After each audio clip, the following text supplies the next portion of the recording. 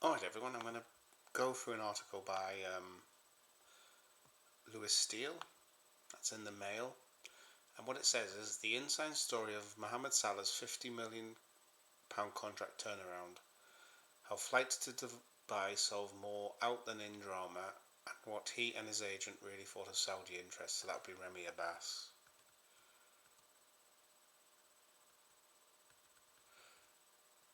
So he said here, he starts off with it's about 8:30am on Friday morning and this report is temporary shortening. They've said that the week dragged on and the phone rang non-stop in the 24 hours before and after Mail Sport were the first to report that Mo had reached an agreement to stay. So let's have a look.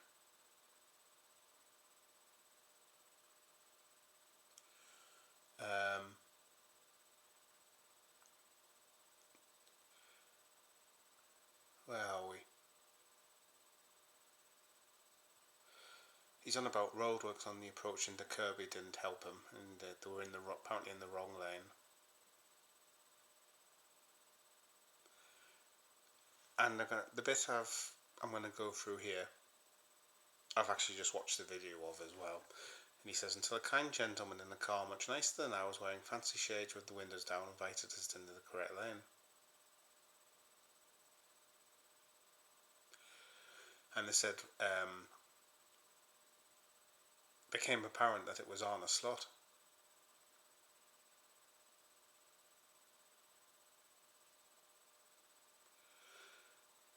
And workmen sang to him, we're going to win the league. And Slot just smiled and waved.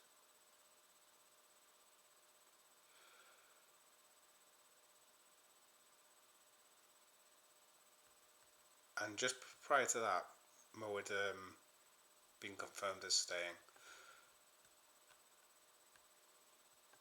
Now he's got here, there's a picture of Mo in his throne. I love that photo actually. It's the smile on his face. It says Liverpool were always confident they would reach an agreement with him. He's meant to get 50 million over his new 2-year contracts. That's £25 million a year. What does that work out a week? Let's work that out. Because my maths is not great. So we do 50 million.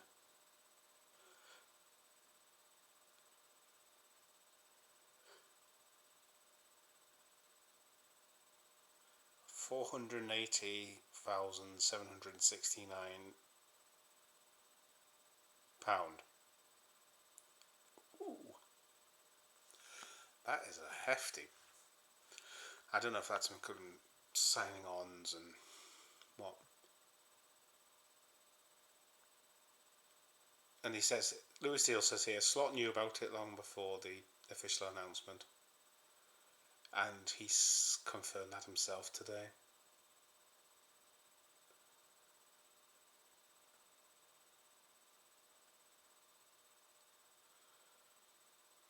Now, if you look back to when we played Southampton away, Salah said at the end of the game, I'm more out than in. So you might see the reference of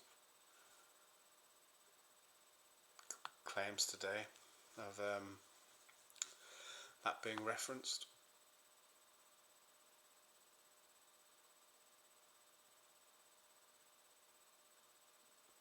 So let's have a look a bit more in this. Where are we?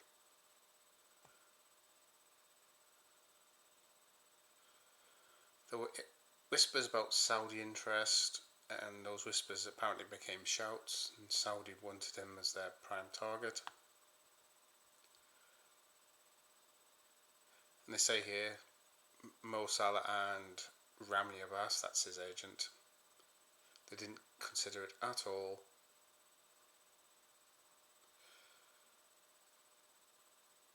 But what it did, it gave Hughes a headache.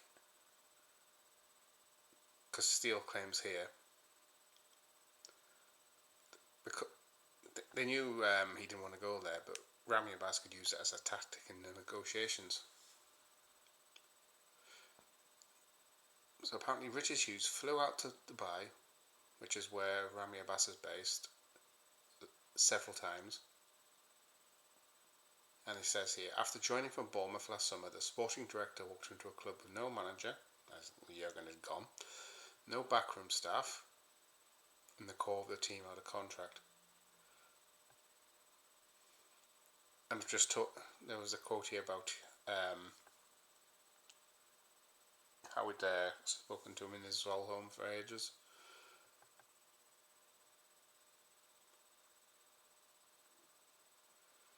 And they've got here, when we confirm the deal, we put in more in than out.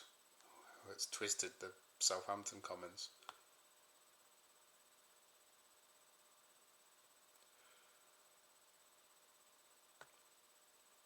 I mean, there was lots of negative noise around the ground. I mean, I was nervous, I was worried. I'd have been absolutely gutted if Mo had left.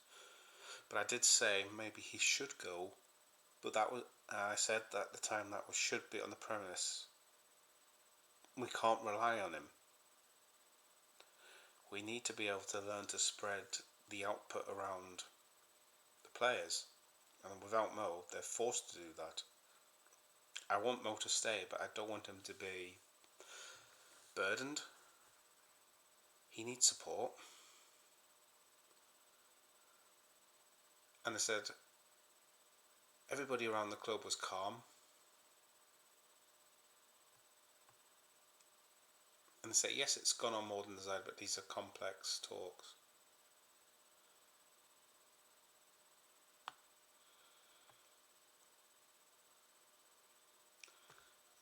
And there's a picture further down here, and it must have been, I don't know when this picture was taken. Looking at that kit, I think...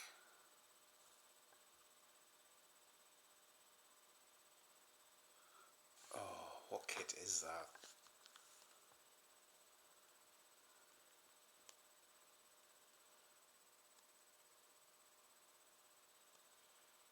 I'm going to have a look at the history, because I can never remember what kit's which year. If it's like more than 2 years. Not last year's kit. Let's have a look.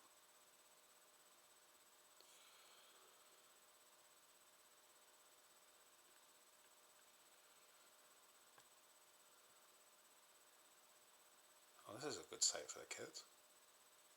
It's not 22-23. It's the 21-22 kit, kit he's wearing in this picture. And we've got a description under the picture saying Salah's young family are settled in the northwest, and that was influential in his decision.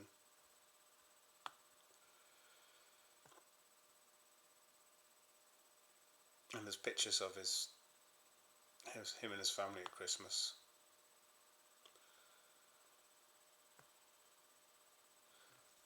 But we'll get back to that.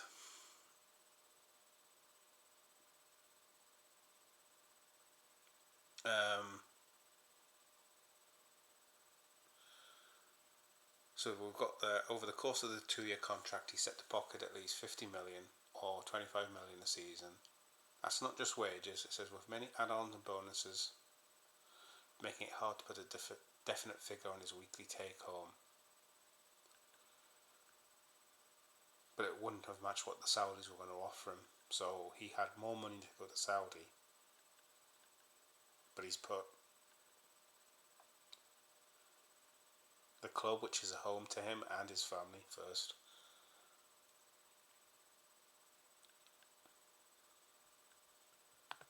It's just really interesting. We've got the heartbeat of the Egyptian side doing this. We've got Virgil van Dijk pretty much about to sign. And we've got a right back who's professed his love for Liverpool and wanting to win things with the club and wanting to be the captain, this, that and the other, and's off to Real Madrid.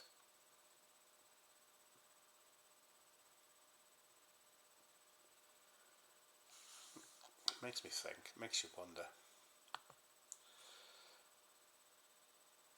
And I've got here, Salah stayed because he loves the club and he loves his life here. He keeps a low profile outside of football. And that's fairly true. I mean, you don't hear him in the news, like for personal stuff. He just keeps his... He'll go to training, he'll play the matches, and then he keeps everything private.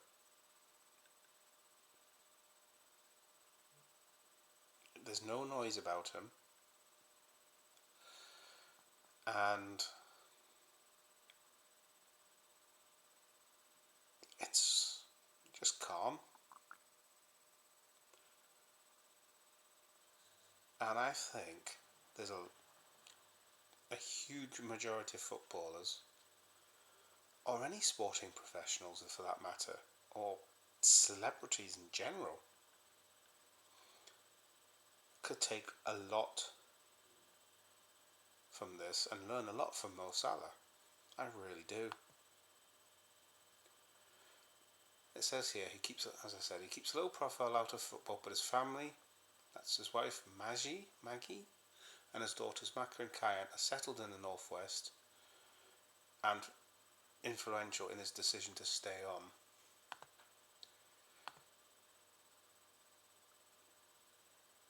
And apparently, according to Mo Salah, he said his daughter was the happiest when he renewed his contract. Maka was the happiest. She wanted us to stay. Maka and all her friends are here at the school. It feels like home. Everyone is happy. So, what else does it say? It says, his daughters are often spotted running around the corridors at Anfield like they own the place. In many respects, their dad does. He's Liverpool royalty. The word legend is overused in football, but the so-called Egyptian king is one of the greatest this storied club has ever seen.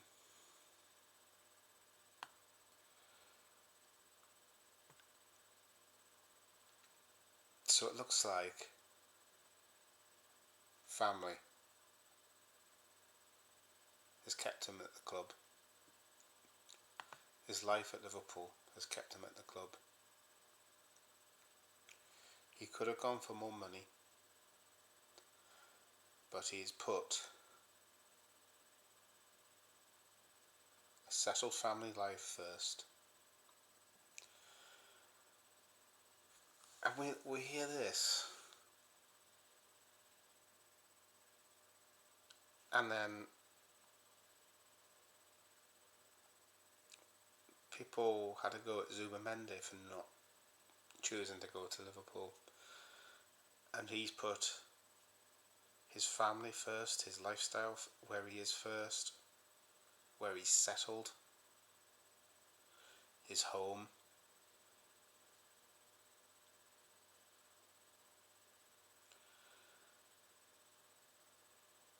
It's nice to see loyalty. No, I'm reading this article and there's bits I can't read all of it.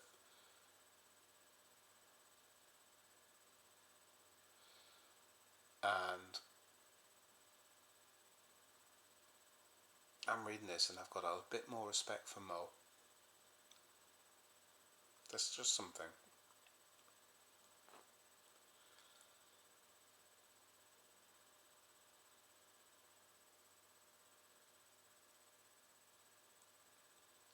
Now I've got a thing here about one of the greatest we've seen, and they say the same goes for Virgil van Dijk, and he's closing in on a deal, and it's now a when, not if scenario. Though they have said Liverpool's media team might need a rest after the fabulous production work of the Salah announcement. That's probably why they haven't done them on all the day. They want, when they did all this, they wanted that day to be about Mo. So when they've announced it, and for all we know, Virgil van Dijk could have signed it and done all his media work, but they haven't released it yet. Today would have been about Mo. And when they announced Virgil, not quite a Christmas tree reveal, but let his announcement be a day for Virgil.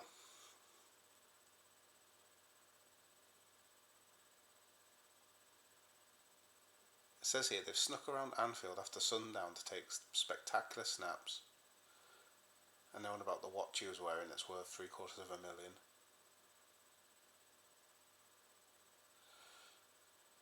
And they said there's been rumours, not helped by the fact we've often seen Salah in club gear.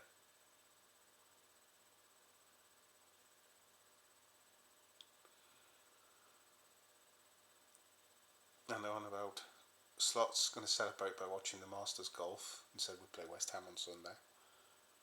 And with Arne Slot.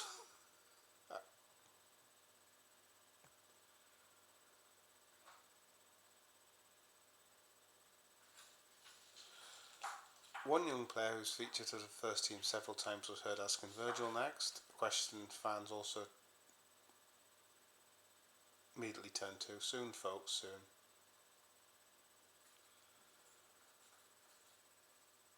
And they said Virgil's day is going to come soon. Friday was about Mo, and at long last, Mo got the dough. Excuse the noise in the background. But yeah, that's the inside story on his contract. I'm glad he's got it. Now I just hope he's given support in the output department so we're not relying on him. I mean, if we could get a striker that can get 20 goals a season, and even if Mo could get 25 a season, that's less than he's got this season. And if we can get a left winger chipping in with, say, 15,